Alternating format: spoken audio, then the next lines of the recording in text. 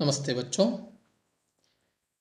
आज हम पढ़ेंगे इस वीडियो क्लास में वीरांगना चन्नम्मा, जो है आपका 15वां पाठ, 15ನೇ ಪಾಠ वीरांगना चन्नम्मा। वीर प्लस अंगना, वीरांगना सवर्ण दीर्घ संधि। ವೀರ, ಶೂರ, ಧೀರ, ಧೈರ್ಯವಂತೆ ಅನ್ನೋ ಅರ್ಥದಲ್ಲಿ, ಧೈರ್ಯವಂತ, ಧೈರ್ಯವಂತೆ ಅನ್ನೋ ಅರ್ಥದಲ್ಲಿ ವೀರ ಶಬ್ದವನ್ನು ಬಳಸಿದ್ರೆ, ಅಂಗನ ಅನ್ನುವಂತಹ ಶಬ್ದದ ಅರ್ಥ ಸ್ತ್ರೀ ಅಂತ ಅರ್ಥ, ಹೆಂಗಸು, ಮಹಿಳಾ, ನಾರಿ. ವೀರ ಪ್ಲಸ್ ಅಂಗನ, ವೀರಾಂಗನ. ಚೆನ್ನಮ್ಮ, ನಾವು ಕರ್ನಾಟಕದಲ್ಲಿ ಹುಟ್ಟಿದಂಥವ್ರು ಸಾಮಾನ್ಯ ಯಾರೂ ಅವಳ ಹೆಸರನ್ನು ಮರೀಲಿಕ್ಕೆ ಸಾಧ್ಯ ಇಲ್ಲ. ಅತ್ಯಂತ ಧೀರ ಮಹಿಳೆ ಆಕೆ. ಯಾಕಾಗಿ ಅನ್ನೋದನ್ನು ನಿಮಗೆ ಸ್ಪಷ್ಟಪಡಿಸ್ಲಿಕ್ಕಾಗಿ ಇದೊಂದು ಪಾಠವನ್ನು ಕೊಟ್ಟಿದ್ದಾರೆ. ಇದೊಂದು ಸಂಕಲಿತ ಪಾಠ, ಯಾರೊಬ್ಬರು ಬರೆದಿರುವಂಥದ್ದಲ್ಲ. ನಾವು ಈ ಪಾಠವನ್ನು ಈಗ ನೋಡೋಣ. ವೀರಾಂಗನಾ ಚೆನ್ನಮ್ಮ.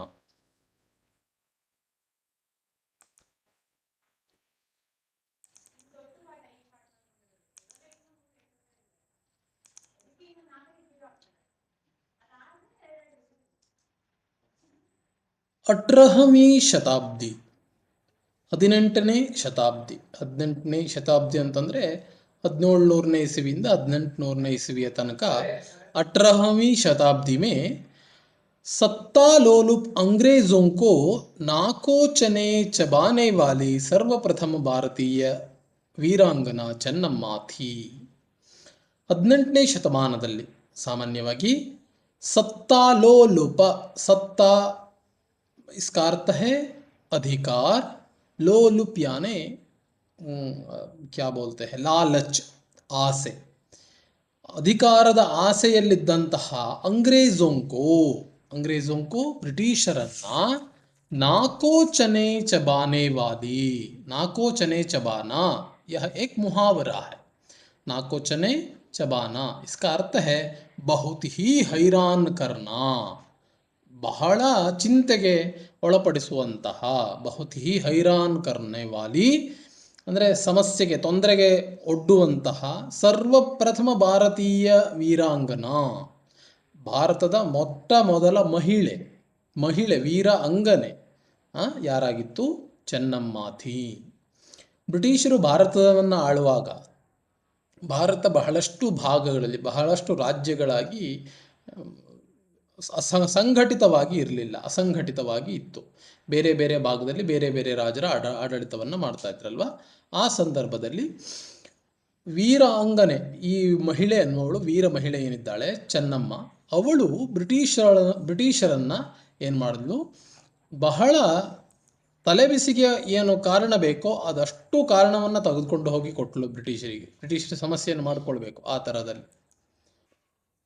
ಚೆನ್ನಮ್ಮ का जन्म काकतीय वंश में सन 1700, इसको कैसे बोलते हैं, 4 अंक है वहाँ पर, तो 2 अंक को मिलाकर 17 हो गया.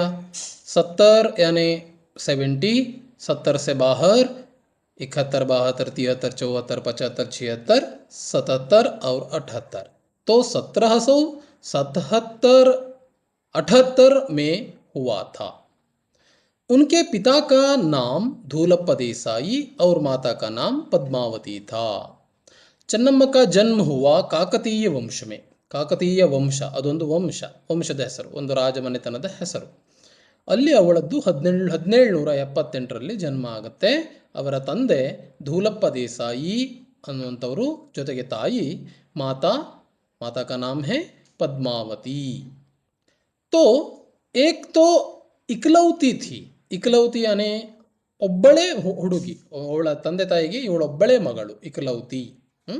ಫಿರ್ ರೂಪವತಿ ಅವ್ರ ಸ್ವಸ್ಥ, ಜೊತೆಯಲ್ಲಿ ಒಬ್ಬಳೇ ಹುಡುಗಿ ಹುಟ್ಟಿದ್ದು, ತುಂಬ ರೂಪವತಿ, ಸುಂದರವಾದಂತಹ ಕನ್ಯೆಯಾಗಿದ್ಲು. ಜೊತೆಗೆ ಸ್ವಸ್ಥ, ಆರೋಗ್ಯಪೂರ್ಣವಾದಂತಹ ಮಹಿಳೆ ಅವಳಾಗಿದ್ಲು. ಚೆನ್ನಮ್ಮ ಶಬ್ದ ಕಾ ಅರ್ಥ ಹಿ ಹೇ ಸುಂದರ ಮಹಿಳಾ. ಹೆಸರೇ ಹೇಳ್ತಾ ಇದೆ ನೋಡಿ, ಚೆನ್ನಮ್ಮ, ಚೆನ್ನಾಗಿರುವಂತಹ ಅಂತ ಅರ್ಥದಲ್ಲಿ. ಅಮ್ಮ ಅಂತ ಮಹಿಳೆಗೆ ಸಾಮಾನ್ಯವಾಗಿ ಕನ್ಯೆಗೆ ಕರೀತಾರೆ. ಉತ್ತರ ಕರ್ನಾಟಕದಲ್ಲಿ ಅಮ್ಮ, ಬಾಲಮ್ಮ, ನಾಗಮ್ಮ ಅಂತೆಲ್ಲ ಕರೆಯೋದು. ಚೆನ್ನಮ್ಮ ಉನ್ಕಾ नाम ही बता रहा है वह सुंदर महिला थी. उनकी शिक्षा दीक्षा राजकुल के अनुरूप ही हुई. उनकी शिक्षा दीक्षा, शिक्षा और दीक्षा, जो शास्त्र पढ़ता है तो वो दीक्षा लेता है, वो शिक्षा ಶಿಕ್ಷಣ, ಓದು ಮತ್ತು ಏನು ಶಿಕ್ಷಣ ಏನಿದೆ ಇದು ಏನಾಗಿತ್ತು, ರಾಜಕುಲಕ್ಕೆ ಅನುರೂಪ ಹೀ ಹುಯಿ. ರಾಜಕುಲ ಹೇಗೆ ರಾಜ ಮಹಾರಾಜರಿಗೆ ಶಿಕ್ಷಣ ದೊರೆಯುತ್ತೋ ಅದೇ ರೀತಿಯಾಗಿ ಅವಳಿಗೂ ಕೂಡ ಶಿಕ್ಷಣ ಸಿಕ್ಕಿತ್ತು. घुड़सवारी, शस्त्रास्त्रों का अभ्यास, आखेट आदि युद्ध कलाएं उन्हें अपने वीर पिता से प्राप्त हुई. घुड़सवारी, घोड़ा चलाना, घुड़सवारी ಕುದುರೆಯನ್ನು ಓಡಿಸುವಂಥದ್ದು. ಶಸ್ತ್ರಾಸ್ತ್ರೋಂಕ ಅಭ್ಯಾಸ, ಶಸ್ತ್ರಾಸ್ತ್ರಗಳು ಎಲ್ಲ ಶಸ್ತ್ರಾಸ್ತ್ರಗಳನ್ನು ಪ್ರಾಕ್ಟೀಸ್ ಮಾಡಿದ್ಲು. ಆಖೇಟ್ ಆದಿ ಯುದ್ಧ ಕಲಾಯೇ, ಆಖೇಟ್ ಯಾನೆ ಏಕ ಕಲಾ ಹೇ, ಯುದ್ಧ ಕೌಶಲ್ಯ ಹೇ. ಅದೊಂದು ಯುದ್ಧದ ಕೌಶಲ್ಯದ ಬಗೆ. ಆಕೇಟ್ ಇತ್ಯಾದಿ ಆದಂತಹ ಯುದ್ಧದ ಕಲೆಗಳು. ಯಾಕೆಂದರೆ ಮಲ್ಲ ಯುದ್ಧ ಇದೆ, ಆಮೇಲೆ ಕುದುರೆ ಮೇಲೆ ಯುದ್ಧ ಇದೆ, ಹಾಗೆ ಏನು ಪರ್ವತಗಳನ್ನು ಹತ್ತಿ ಹೋಗುವಾಗ ಗೆರಿಲ್ಲಾ ಯುದ್ಧದ ಪದ್ಧತಿ ಇದೆ. ಈ ರೀತಿಯಾದ ಬಹಳಷ್ಟು ಪದ್ಧತಿಗಳಿವೆ ಯುದ್ಧದಲ್ಲಿ. ಅದನ್ನು ಕೂಡ ಕಲಿಸ್ತಾ ಇದ್ದರು ಆಗಿನ ಕಾಲದಲ್ಲಿ. ಆ ತರಹದ ಕಲೆಗಳನ್ನು ಕೂಡ ತನ್ನ ತಂದೆಯವರಿಂದನೇ ಅವಳಿಗೆ ದೊರೆತಿತ್ತು, ತಂದೆಯವರೇ ಕಲಿಸಿದ್ರು. अपने जंगम गुरु के मार्गदर्शन में उन्होंने उर्दू, मराठी और संस्कृत भाषाओं का अध्ययन किया. ಜಂಗಮ ಗುರು, ಜಂಗಮ ಗುರು ಅಂತಂದರೆ ಸಾಮಾನ್ಯವಾಗಿ ಉತ್ತರ ಕರ್ನಾಟಕದಲ್ಲಿ ದಾಸ್ ಏನು ಇವರಿದ್ದಾರೆ, ಯಾರು ನಮ್ಮ ಲಿಂಗಾಯತರು ಮತ್ತು ವೀರಶೈವರು ಇತ್ಯಾದಿ ಧರ್ಮದವರು ಏನಿದ್ದಾರೆ ಅವರಲ್ಲಿ ಗುರುಗಳನ್ನು ಜಂಗಮ ಗುರುಗಳು ಅಂತ ಕರೀತಾರೆ. ಅವರಿಂದನೇ ಇವಳಿಗೆ ಪ್ರಾಪ್ತವಾಯಿತು ಏನೇನು, ಉರ್ದು ಭಾಷೆಯನ್ನು ಕಲಿತಲು, ಮರಾಠಿ ಭಾಷೆ ಕಿತ್ತೂರು ಮಹಾರಾಷ್ಟ್ರದ ಬಾರ್ಡ್ರಲ್ಲಿರೋದ್ರಿಂದ ಮರಾಠಿಯನ್ನು ಕಲೀಲೇಬೇಕು ಅವರು. ಜೊತೆಗೆ ಸಂಸ್ಕೃತ ಭಾಷೆಯನ್ನು ಕೂಡ ಇವಳು ಅಧ್ಯಯನವನ್ನು ಮಾಡಿದ್ಲು. ಕಿತ್ತೂರು ಕರ್ನಾಟಕ ರಾಜ್ಯಕ್ಕೆ ಉತ್ತರಿ ಬೆಳಗಾವಿ ಜಿಲ್ಲೆ ಮೇ ಹೇ. ಕಿತ್ತೂರು ಎಲ್ಲಿದೆ? ಕರ್ನಾಟಕ ರಾಜ್ಯದ ಬೆಳಗಾವಿಯ ಉತ್ತರದ ಭಾಗದಲ್ಲಿದೆ. उन दिनों ಕಿತ್ತೂರು ಕರ್ನಾಟಕ ರಾಜ್ಯಕ್ಕೆ ವ್ಯಾಪಾರಕ ಪ್ರಸಿದ್ಧ ಕೇಂದ್ರ भी था. ದಿನೋ ಆ ದಿನಗಳಲ್ಲಿ ಕಿತ್ತೂರು ಅನ್ನುವಂಥದ್ದು ಕರ್ನಾಟಕ ರಾಜ್ಯದ ಅತ್ಯಂತ ಪ್ರಸಿದ್ಧವಾದ ವ್ಯಾಪಾರಿ ಕೇಂದ್ರವೂ ಕೂಡ ಆಗಿತ್ತು. देश विदेश के व्यापारी वहाँ के बाज़ारों में हीरे जवाहराते खरीदने के लिए आया करते थे. ದೇಶ ವಿದೇಶದ ವ್ಯಾಪಾರಿಗಳು ಆ ಕಿತ್ತೂರಿನ ವ್ಯಾಪಾರ ಸ್ಥಾನದಲ್ಲಿ ಹೀರೆ ಜವಾಹರಾತೆ ಖರೀದನೆ ಕೇಳಿಯೇ, ವಜ್ರ ವೈಡೂರ್ಯಗಳನ್ನು, ಜವಾಹರಾತ್ ಅಂತಂದರೆ ಸರ ಇತ್ಯಾದಿಗಳು, ಬಂಗಾರದ ಸರ ಇತ್ಯಾದಿಗಳು, ವಜ್ರ ವೈಡೂರ್ಯಗಳನ್ನು ಖರೀದಲಿಕ್ಕಾಗಿ ಅಲ್ಲಿಗೆ ಬರ್ತಾ ಇದ್ರಂತೆ. ನೋಡಿ ಆಗಿನ ಕಾಲದಲ್ಲಿ ಎಷ್ಟು ಶ್ರೀಮಂತವಾಗಿತ್ತು ಅಂತ. ವ್ಯಾಪಾರಿ ಕೇಂದ್ರವಾಗಿತ್ತು ಅದು ಕಿತ್ತೂರು. ऐसे समृद्ध राज्य के ಪ್ರಜಾವತ್ಸಲ್ ರಾಜ ಮಲ್ಲ ಸರ್ಜ್ ಥೇ.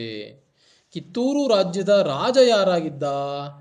ಪ್ರಜಾವತ್ಸಲ ಅಂತಂದರೆ ಪ್ರಜೆಗಳನ್ನು, ವತ್ಸಲ ಅಂತಂದರೆ ಮಗ ಅಂತ ಅರ್ಥ. ಮಕ್ಕಳೆಂಬ ಭಾವನೆಯಲ್ಲಿ ನೋಡುವಂತಹ ರಾಜ ಆಗಿದ್ದ. ಆ ರಾಜ ಯಾರೋ, ಅವನ ಹೆಸರೇನು? ಮಲ್ಲ ಸರ್ಜ. ಚೆನ್ನಮ್ಮ के माता पिता ने बड़े हौसले से उनका विवाह राजा मल्ल सर्ज के साथ किया. ಚೆನ್ನಮ್ಮನ ತಂದೆ ತಾಯಿಯರು ತುಂಬ ಹೌಸಲೆ, ತುಂಬ ಖುಷಿಯಿಂದ ಅವಳ ಮದುವೆಯನ್ನು ಈ ಕಿತ್ತೂರಿನ ರಾಜನಾದಂತಹ ಮಲ್ಲ ಸರ್ಜನಿಗೆ ಮಾಡಿಕೊಟ್ರು. ರಾಣಿ ಚೆನ್ನಮ್ಮ ಕಿತ್ತೂರುಗೆ ರಾಜಮಹಲ್ ಮೇ ಸುಖ ಸೆ ರಹನೆ ಲಗಿ. ರಾಣಿ ಚೆನ್ನಮ್ಮ ಕಿತ್ತೂರಿನ ರಾಜಮಹಲಿಗೆ ಬಂದಳು, ಅಲ್ಲಿ ತುಂಬ ಸುಖದಿಂದ ಇರಲಿಕ್ಕೆ ಪ್ರಾರಂಭ ಮಾಡಿದ್ಲು. ಉನ್ಕಿ ಖೋಕ್ ಸೆ ಏಕ್ ಪುತ್ರ ರತ್ನ ಕಾ ಜನ್ಮ ಹುವಾ. ಉನ್ಕಿ ಖೋಕ್ ಯಾನೆ ಗರ್ಭ, ಅವಳ ಗರ್ಭದಲ್ಲಿ ಒಂದು ಪುತ್ರ ರತ್ನ ಹುಟ್ಟಿತು. ಜಿನ್ಕಾ ನಾಮ್ ಥಾ ಶಿವಬಸವರಾಜ. ಅವನ ಹೆಸರಿಟ್ಟರು ಏನಂತ? ಶಿವಬಸವರಾಜ ಅಂತ ಹೆಸರಿಟ್ಟರು. ಲೇಕಿನ್ ಬಚ್ಪನ್ ಮೇ ಹಿ ಉಸ್ಕಿ ಮೃತ್ಯು ಹುಯಿ. ಆದರೆ ಏನು ಮಾಡೋಣ, ಬಾಲ್ಯದಲ್ಲೇ ಆ ಹುಡುಗ ತೀರ್ಕೊಳ್ತಾನೆ. ರಾಜ ಮಲ್ಲ ಸರ್ಜ್ ಕಿ ಪಹಲಿ ಪತ್ನಿ ಥಿ ರುದ್ರಮ್ಮ. ರಾಜರ ಆ ಕಾಲದಲ್ಲಿ ಬಹಳಷ್ಟು ಮದುವೆ ಆಗ್ತಾ ಇದ್ರು, ಒಂದೇ ಮದುವೆ ಅಂತೇನಿಲ್ಲ. ಅವಳ ಮೊದಲ ಪತ್ನಿಯಾಗಿದ್ಲು ರುದ್ರಮ್ಮ ಅನ್ನುವವಳು ಮೊದಲ ಪತ್ನಿಯಾಗಿದ್ಲು. ಪೂನಾಕ್ಕೆ ಪಟವರ್ಧನ್ನೇ ಮಲ್ಲ ಸರ್ಜ್ ಕೋ ಚಾಲಾಕಿ ಸೆ ಬಂದಿ ಬನಾ ಲಿಯಾ. ಪೂನಾಕ್ಕೆ ಪಟವರ್ಧನ್, ಪುಣೆ ಮಹಾರಾಷ್ಟ್ರದ ಪೂನಾ, ಅಲ್ಲಿಯ ಪಟವರ್ಧನ ರಾಜ ಆಗಿದ್ದ. ಪಟವರ್ಧನ್ನೇ ಮಲ್ಲ ಸರ್ಜನನ್ನು ಏನು ಮಾಡ್ದ? ಚಾಲಾಕೀಸೆ ತುಂಬ ಗೂಢವಾಗಿ ರಹಸ್ಯವಾಗಿ ಚಾಲಾಕಿಯಿಂದ ಏನು ಮಾಡ್ದ, ಅವನನ್ನು ಹಿಡಿದುಬಿಟ್ಟ ರಾಜ ಮಲ್ಲಸರ್ಜನನ್ನು. ವಹಿ ಉನ್ಕಿ ಮೃತ್ಯು ಹೋಗಯಿ, ಅಲ್ಲೇ ಅವನು ತೀರ್ಕೊಂಡ್ಬಿಡ್ತಾನೆ. मल्लसर्ज की मृत्यु के बाद चन्नम्मा ने रुद्रम्मा के पुत्र शिवलिंग रुद्रसर्ज को गद्दी पर बिठाया. ಮಲ್ಲಸರ್ಜ ಕಿ ಮೃತ್ಯು ಕೆ ಬಾದ್, ಮಲ್ಲಸರ್ಜ ಯಾವಾಗ ಸತ್ತೋಗ್ತಾನೋ ತೀರ್ಕೊಳ್ತಾನೋ ಆಗ ಚೆನ್ನಮ್ಮ ಏನು ಮಾಡ್ತಾಳೆ, ಈ ರುದ್ರಮ್ಮನ ಮಗ ಏನಿದ್ದ ಶಿವಲಿಂಗ ರುದ್ರಸರ್ಜ ಅಂತ, ಮಲ್ಲಸರ್ಜನ ಮೊದಲ ಹೆಂಡತಿಯ ಮಗ ಶಿವಲಿಂಗ ರುದ್ರಸರ್ಜನನ್ನು ಗದ್ದಿ ಪರ್ ಬಿಠಾಯ, ಸಿಂಹಾಸನದ ಮೇಲೆ ಕುಳಿಸ್ತಾಳೆ. शिवलिंग रुद्र सर्ज ने चन्नम्मा की सलाह को हवा में उड़ाकर चाटुकरों से गहरी मित्रता कर ली. ಈ ಶಿವಲಿಂಗ ರುದ್ರ ಸರ್ಜ ಏನು ಮಾಡ್ತಾನೆ, ರಾಜಗದ್ದಿಯ ಮೇಲೆ ಕೂತ್ಕೊಂಡು ಚೆನ್ನಮ್ಮನ ಮಾತನ್ನೇ ಕೇಳೋದಿಲ್ಲ, ಚೆನ್ನಮ್ಮನ ಸಲಹೆಯನ್ನು ತಿರಸ್ಕಾರ ಮಾಡ್ತಾನೆ. ಮಾಡಿ ಜೊತೆಗೆ ಏನು ಮಾಡ್ತಾನೆ, ಚಾಟುಕಾರ್ ಅಂತಂದರೆ जो पास में रहकर उनके प्रशंसा करता हो वो ಚಾಟುಕರ್ ಹೇ. ಹತ್ತಿರದಲ್ಲಿದ್ದು ತುಂಬ ಹೊಗಳು ಅವನನ್ನು ಮೇಲೆ ಏಳಿಸೋದು, ಅವ್ರನ್ನ ಮಾತಿಗೆ ತಮಗೆ ಏನೇನು ಆಗಬೇಕೋ ಅದನ್ನು ಏನು ಮಾಡೋದು, ನೋಡ್ಕೊಳ್ಳುವಂಥದ್ದು, ಅದು ಚಾಟುಕರ್ ಅಂತ ಅವ್ರನ್ನ ಕರೀತಾರೆ. ಅದಕ್ಕೆ ಅರ್ಥ ಸಮಜ್ ಮೇ ಆಯಾ? ಚಾಟುಕರ್ ಅಂತಂದರೆ ಹತ್ತಿರದಲ್ಲಿದ್ದು ಪ್ರಶಂಸೆಯನ್ನು ಮಾಡುವಂಥವ್ರನ್ನ ಚಾಟುಕರ್ ಅಂತ ಕರೀತಾರೆ. ಅವರನ್ನು ಗೆಳೆಯರನ್ನಾಗಿ ಮಾಡಿಕೊಂಡು ಚೆನ್ನಮ್ಮನ ಮಾತನ್ನೇ ಕೇಳಲೇ ಇಲ್ಲ, ಅವಳ ಸಲಹೆಯನ್ನು ತೆಗೆದುಕೊಳ್ಳೇ ಇಲ್ಲ. ಜಿಸಸೆ ಕಿತ್ತೂರು ಕಾ ಪತನ್ ಶುರು ಹುವಾ, ಅಲ್ಲಿಂದ ಕಿತ್ತೂರು ರಾಜ್ಯ ಪತನವಾಗಲಿಕ್ಕೆ ಶುರುವಾಯಿತು, ಬೀಳಲಿಕ್ಕೆ ಶುರುವಾಯಿತು. ಇಲ್ಲಿಯ ತನಕ ಸಮೃದ್ಧ ರಾಜ್ಯ ಆಗಿತ್ತು ಕಿತ್ತೂರು. ಸರಿ, ರಾಜ ಶಿವಲಿಂಗ ರುದ್ರ ಸರ್ಜಕಿ ಮೃತ್ಯು 11 ಸಿತಂಬರ್. ಈ ರಾಜ ಶಿವಲಿಂಗ ರುದ್ರ ಸರ್ಜನು ತೀರ್ಕೊಂಡ್ಬಿಡ್ತಾನೆ. ಯಾವಾಗ ಅದು 11 ಸಿತಂಬರ್, 11 ಸಿತಂಬರ್ ಸೆಪ್ಟೆಂಬರ್ 1824 ಕೋ, 1824ರಲ್ಲಿ ಮರಣವನ್ನು ಹೊಂದ್ತಾನೆ. इसे अंग्रेजों ने कित्तूरू राज्य को हड़पने का एक अच्छा अवसर समझा. ಇಸೆ ಅದನ್ನು ರುದ್ರಸರ್ಜ ಯಾವಾಗ ಸತ್ತೋದ್ನೋ ಅದನ್ನು ಬ್ರಿಟಿಷರು ಏನು ಯೋಚನೆ ಮಾಡಿದ್ರು, ಕಿತ್ತೂರು ರಾಜ್ಯಕ್ಕೂ ಹಡಪನ ಅಂತಂದರೆ ಆಕ್ರಮಿಸಿಕೊಳ್ಳುವಂಥದ್ದು, ತಮ್ಮ ವಶಕ್ಕೆ ತೆಗೆದುಕೊಳ್ಳುವಂತಹ ಒಂದು ಒಳ್ಳೆಯ ಟೈಮು ಅಂತ ಅಂದುಕೊಂಡ್ರು. ಯಾಕೆ? ಅದೇ ಸಂದರ್ಭದಲ್ಲಿ ಡಾಲೌಸಿ ಬಂದಿದ್ದ. ಅವನು ದತ್ತುಪುತ್ರರಿಗೆ ಹಕ್ಕಿಲ್ಲ ಅಂತ ಒಂದು ಕಾನೂನನ್ನು ಮಾಡಿದ್ದ. ಅಂದರೆ ಯಾವ ರಾಜ್ಯದಲ್ಲಿ ರಾಜನಾಗಲಿಕ್ಕೆ ಗಂಡು ಮಕ್ಕಳು ಇರೋದಿಲ್ವೋ ಅಲ್ಲಿ ಏನು ಮಕ್ಕಳನ್ನು ದತ್ತು ತಗೊಳ್ತಾ ಇದ್ರು ಮುಂಚೆ ರಾಜಂದಿರು. ಆ ದತ್ತು ಯಾರು ತಗೊಳ್ತಾನೋ ಅವನಿಗೆ ರಾಜನಾಗಲಿಕ್ಕೆ ಅಧಿಕಾರ ಇಲ್ಲ ಅನ್ನೋದಾಯಿತು ತೀರ್ಮಾನ. ಹಾಗಾಗಿ ಸಂದರ್ಭದಲ್ಲಿ ಕಿತ್ತೂರಲ್ಲೂ ಯಾರೂ ಇರಲಿಲ್ಲ ರಾಜನಾಗಿ. ಹಾಗಾಗಿ ಏನು ಮಾಡ್ತಾರೆ, ಅವರು ಒಳ್ಳೆ ಟೈಮು, ಕಿತ್ತೂರನ್ನು ಆಕ್ರಮಿಸಬೇಕು ಅಂತ ಪ್ರಯತ್ನ ಮಾಡ್ತಾರೆ. ರಾಜ ನಿಸ್ಸಂತಾನು ಮರಾಠ, ಈ ಶಿವಲಿಂಗ ರುದ್ರ ಸಜ್ಜನಿಗೂ ಕೂಡ ಮಕ್ಕಳಾಗಿರಲಿಲ್ಲ. ಉಸನೆ ಅಪನೆ ಏಕ್ ಸಂಬಂಧಿ ಗುರುಲಿಂಗ ಮಲ್ಲಸರ್ಜ ಕೋ ಗೋದ್ ಲಿಯಾ ಥಾ, ಅವನು ತನ್ನ ಸಂಬಂಧಿಯಾದಂತಹ ಗುರುಲಿಂಗ ಮಲ್ಲಸರ್ಜ ಅನ್ನುವಂಥವನನ್ನು ದತ್ತು ತೆಗೆದುಕೊಂಡಿದ್ದ. ಲೇಕಿನ್ ಅಂಗ್ರೇಜ್ ಗೋದ್ ಲಿಯೇ ಪುತ್ರಕ್ಕೂ ಉತ್ತರಾಧಿಕಾರಿ ನಹಿ ಮಾನ್ತೆ ಥೇ, ಆದರೆ ಬ್ರಿಟಿಷರು ದತ್ತು ತೆಗೆದುಕೊಂಡಂತಹ ಮಕ್ಕಳನ್ನು ಉತ್ತರಾಧಿಕಾರಿ ಅಂತ ಒಪ್ಪಲಿಲ್ಲ. ಉಸ್ ಸಮಯ ಡಾಲೌಸಿ ಗವರ್ನರ್ ಜನರಲ್ ಥೇ, ಆ ಸಂದರ್ಭದಲ್ಲಿ ಡಾಲೌಸಿ ಗವರ್ನರ್ ಜನರಲ್ ಆಗಿದ್ದ. ऐसे अवसर पर रानी चन्नम्मा ने कित्तूरू राज्य को संभाल कर रक्षा करने की कसम खाई. ಈ ಸಂದರ್ಭದಲ್ಲಿ ರಾಣಿ ಚೆನ್ನಮ್ಮ ಸ್ವಯಂ ತಾನೇ ಕಿತ್ತೂರು ರಾಜ್ಯವನ್ನು ಸಂಭಾಲಿಸಿಕೊಂಡು ರಕ್ಷಣೆ ಮಾಡುವಂತಹ ಒಂದು ಪ್ರಮಾಣವನ್ನು ಮಾಡ್ತಾಳೆ. ಅಲ್ಲಿಂದ ರಾಣಿಯ ಆಡಳಿತ ಶುರುವಾಗುತ್ತೆ. ಕಿತ್ತೂರು राज्य में अंग्रेजी सैनिकों के प्रवेश से रानी चन्नम्मा का रक्त खौल उठा. ಕಿತ್ತೂರು ರಾಜ್ಯಕ್ಕೆ ಬ್ರಿಟಿಷರು ಏನು ಮಾಡಿದ್ರು, ತಮ್ಮ ಸೈನ್ಯವನ್ನು ಕಳಿಸಿದ್ರು. ಡಾಲೌಸಿಯ ನಿಯಮನೇ ಆಗಿತ್ತು, ತನ್ನ ಸೈನ್ಯವನ್ನು ನೋಡ್ಕೊಳ್ಬೇಕು, ಅಲ್ಲಿ ಅದರ ಆಡಳಿತವನ್ನು ಬ್ರಿಟಿಷರು ನೋಡ್ಕೊಳ್ತೇವೆ ಅಂತ. ಸೈನಿಕರನ್ನು ನೋಡ್ಕೊಳ್ಳೋ ಜವಾಬ್ದಾರಿ ಕೂಡ ಆ ರಾಜ್ಯಕ್ಕೆ ಬೀಳ್ತಿತ್ತು. ಅವರೆಲ್ಲ ಊಟೋಪಚಾರಗಳನ್ನು, ಅವರ ವಸತಿಯ ವ್ಯವಸ್ಥೆಯನ್ನೆಲ್ಲ ನೋಡಬೇಕಾಗಿತ್ತು. ಈಗ ಯಾವಾಗ ಬ್ರಿಟಿಷರು ಕಿತ್ತೂರು ರಾಜ್ಯಕ್ಕೆ ಬಂದರೋ ಆಗ ಚೆನ್ನಮ್ಮಕ್ಕ ರಕ್ತ ಖೌಲೂಟನ ಏಕ್ ಮುಹಾವರಾ ಹೈ ಅಂತಂದರೆ ಸಿಟ್ಟು ಬರುವಂಥದ್ದು, ಅತ್ಯಂತ ಕ್ರೋಧಿತ ಹೋನ ಅಂತ ಅರ್ಥ, ರಕ್ತ ಖೌಲೂಟ. ಲೇಕಿನ್ ಉಸ್ ಸಮಯ ವೇ ಕುಚ್ ನಹಿ ಕರ್ ಸಕಿ, ಆದರೆ ಆ ಸಂದರ್ಭದಲ್ಲಿ ಅವಳಿಗೆ ಏನೂ ಮಾಡಲಿಕ್ಕಾಗಲಿಲ್ಲ, ನಿಸ್ಸಹಾಯಕಳಾಗಿ ನಿಂತುಬಿಟ್ಲು. अंग्रेजों से लोहा लेने के लिए उन्होंने भीतर ही भीतर तैयारी आरंभ कर दी. अंग्रेजों से लोहा लेने के लिए, लोहा लेना भी एक मुहावरा है. ಲೋಹ ಲೇನಾ ಅಂತಂದರೆ ಏನು ಇದನ್ನು ತೀರಿಸ್ಕೊಳ್ಳುವಂಥದ್ದು, ತನ್ನ ಸಿಟ್ಟನ್ನು ತೀರಿಸ್ಕೊಳ್ಳುವಂಥದ್ದು, ತನಗೆ ಆಗಿರುವಂಥ ಆಘಾತವನ್ನು ನೋಡ್ಕೊಳ್ಳೋದು, ಅಂದರೆ ಬದಲಾಲೇನ. ಬದಲಾಲೇನ ಅಂತ ಅರ್ಥ, ಲೋಹಾಲೇನ ಅಂತಂದರೆ. ಅದಕ್ಕಾಗಿ ತನ್ನ ಒಳಗಿಂದೊಳಗೆ ತಯಾರಿಯನ್ನು ಪ್ರಾರಂಭ ಮಾಡಿಬಿಟ್ಟಿದ್ಲು. ಅಂಗ್ರೇಜಿ ಪ್ರತಿನಿಧಿ ಥ್ಯಾಕ್ರೆನೆ ರಾಣಿ ಚೆನ್ನಮ್ಮ ಕೋ ಭಾಂತಿ ಭಾಂತಿ ಸಂದೇಶ್ ಬೇಜೆ. ಅಂಗ್ರೇಜಿ ಪ್ರತಿನಿಧಿಯಾದಂತಹ ಇಂಗ್ಲೀಷರ ಯಾರು ಇವನಾದಂತಹ ಪ್ರತಿನಿಧಿಯಾಗಿದ್ದಂತಹ ಥ್ಯಾಕ್ರೆ ಅಂತ ಅವನ ಹೆಸರು. ಅವನೇನು ಮಾಡ್ತಾನೆ, ರಾಣಿಗೆ ಭಾಂತಿ ಭಾಂತಿ ಸಂದೇಶ್ ಬೇಜೆ, ಭಾಂತಿ ಅಂತ ಮೇಲಿಂದ ಮೇಲೆ ಸಂದೇಶವನ್ನು ಕೊಡ್ಲಿಕ್ಕೆ ಶುರು ಮಾಡ್ದ, ನೀನು ರಾಜ್ಯವನ್ನು ಬಿಡಬೇಕು ನಮಗೆ ಅಂತ. ಮಗರ್ ರಾಣಿ ಅಪ್ನಿ ಸ್ವಾಧೀನತಾ ಕಾ ಸೌದಾ ಕರ್ನೆ ಪರ್ ರಾಜಿ ನ ಹುಯಿ.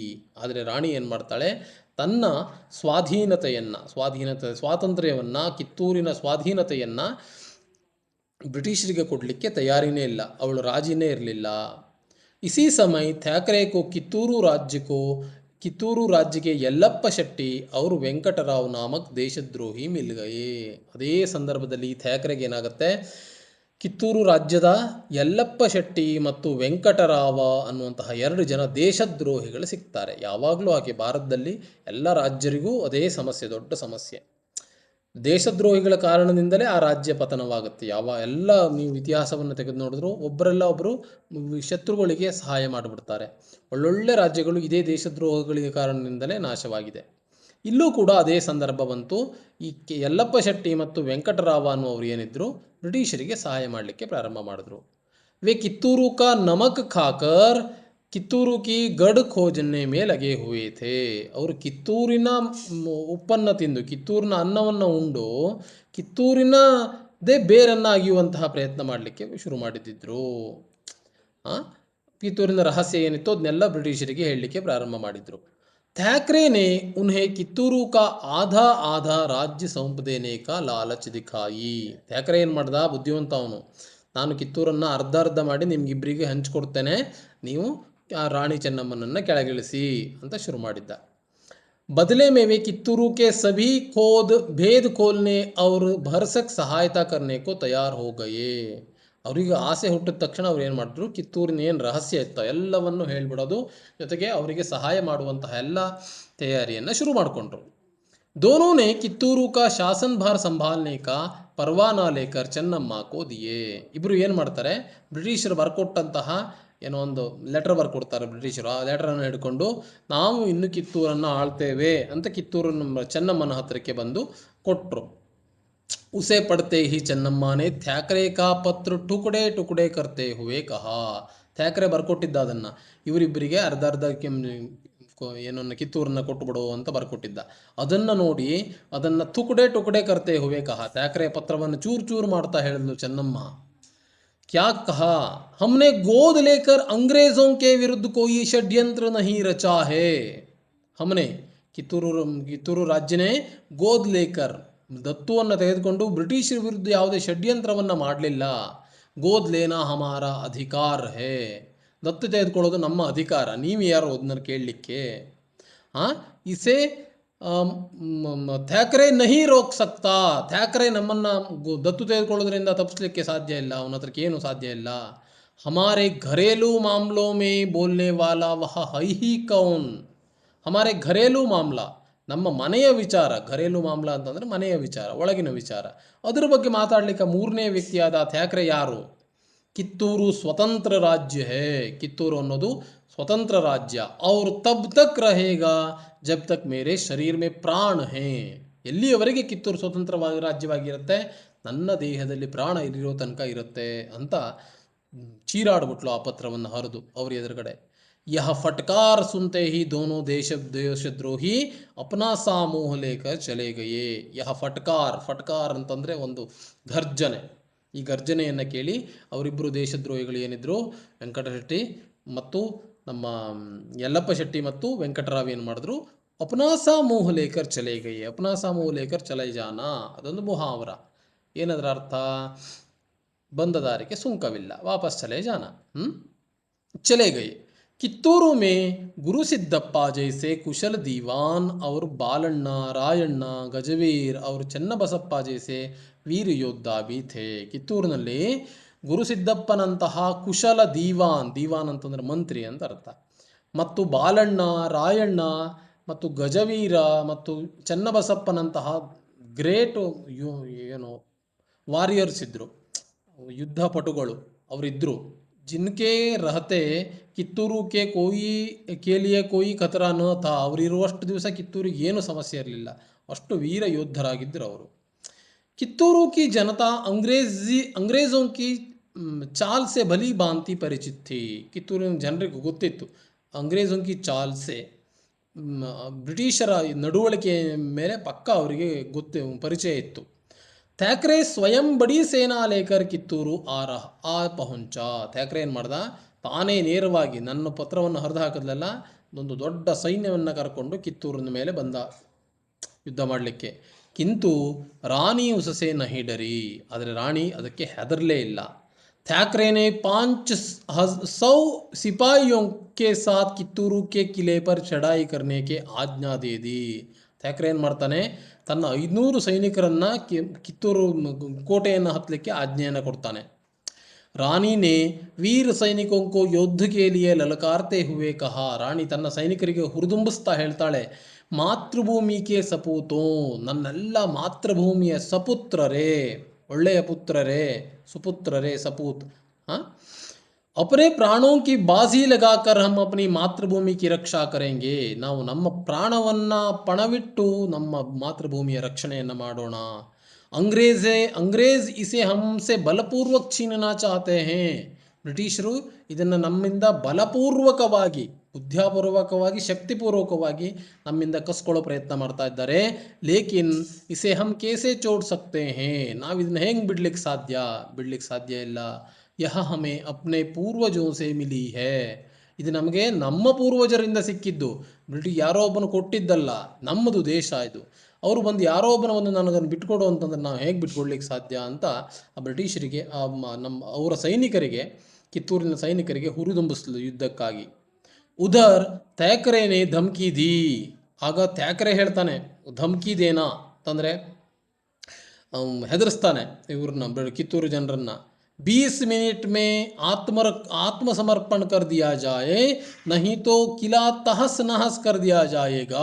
20 ನಿಮಿಷ ನಿಮಗೆ ಟೈಮ್ ಕೊಡ್ತಾನೆ, ನೀವು ಆತ್ಮಸಮರ್ಪಣೆಯನ್ನು ಮಾಡ್ಕೊಳ್ಳಿ, ಬಂದು ಶರಣಾಗತರಾಗಿ. ಇಲ್ಲವೋ ಏನು ಈ ಕೋಟೆಯನ್ನು ತಹಸ್ ನಹಸ್ ಕರ್ ದಿಯಾ ಜಾಯೇಗಾ, ತಹಸ್ ನಹಸ್ ಕರ್ದನ ಧ್ವಂಸ ಕರ್ದೇನ, ಪೂರ್ಣ ನಿನ್ನ ಕೋಟೆಯನ್ನೇ ಹಾಳು ಮಾಡಿಬಿಡ್ತೇವೆ ಅಂತ ಧಮಕಿ ಹಾಕಿದ. कुछ समय बाद मर्दानी वेश में रानी चन्नम्मा शेरनी की भांति अंग्रेजों की सेना पर टूट पड़ी. कुछ समय बाद, ಸ್ವಲ್ಪ ಹೊತ್ತಿನಲ್ಲೇ ಮರ್ದಾನಿ ವೇಷ್ಮೆ, ಮರ್ದ್ ಅಂತಂದರೆ ಗಂಡು, ಗಂಡಿನ ವೇಷವನ್ನು ಧರಿಸಿಕೊಂಡಂತಹ ರಾಣಿ ಚೆನ್ನಮ್ಮ ಏನು ಮಾಡಿದ್ಲು, ಶೇರ್ನಿ ಕಿ ಭಾಂತಿ, ಸಿಂಹಿಣಿಯಂತೆ ಆ ಬ್ರಿಟಿಷ್ ಸೈನ್ಯದ ಮೇಲೆ ಬಂದು ಆಕ್ರಮಣವನ್ನು ಮಾಡ್ತಾಳೆ. ಉಸ್ಕೆ ಪೀಛೆ 2000 ಯೋದ್ಧ ಥೇ. ಅವಳ ಹಿಂದೆ 2000 ಜನ ಕಿತ್ತೂರಿನ ಯೋಧರಿದ್ದರು, ಇವರು ಬರೀ 500 ಜನ.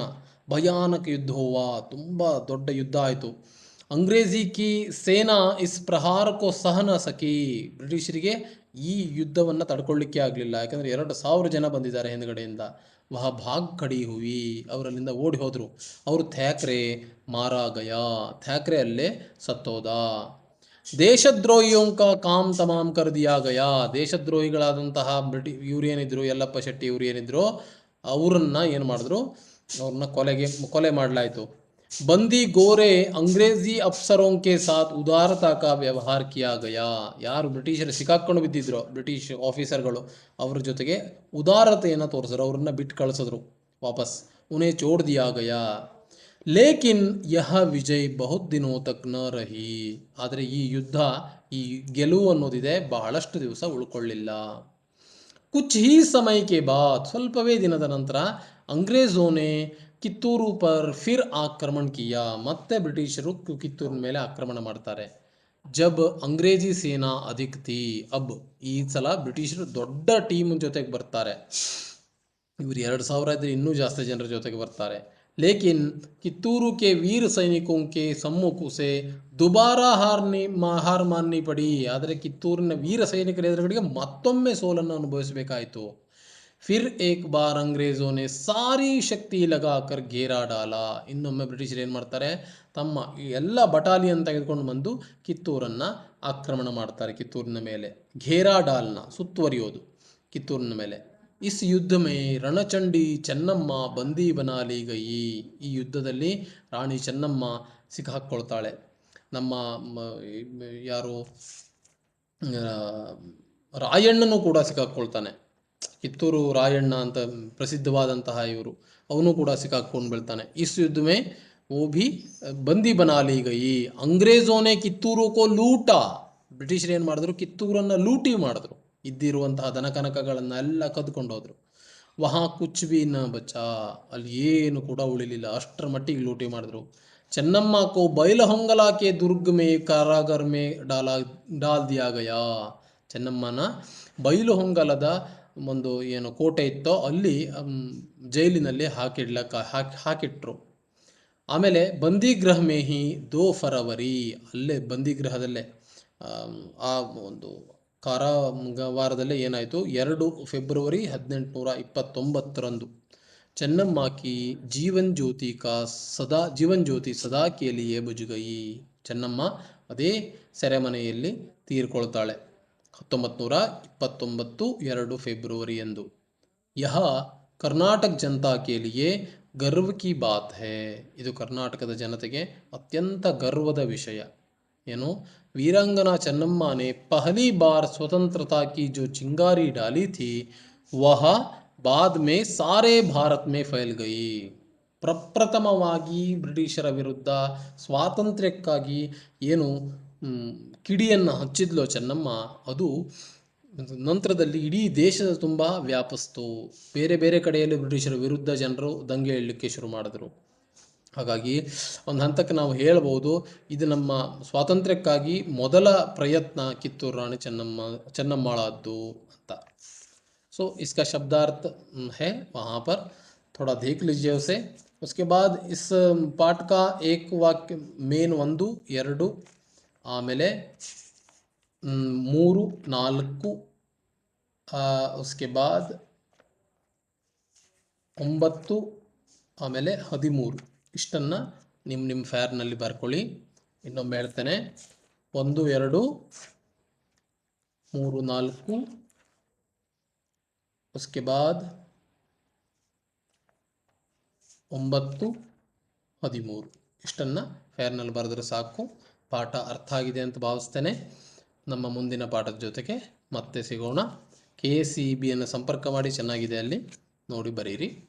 ಗೊತ್ತಾಗಲಿಲ್ಲ ಅಂತಂದರೆ ನೇರವಾಗಿ ನನ್ನ ಹತ್ರ ಕೇಳ್ಬೋದು, ನಾನು ಹೇಗೆ ಕೊಡ್ತೇನೆ. Okay, thank you very much.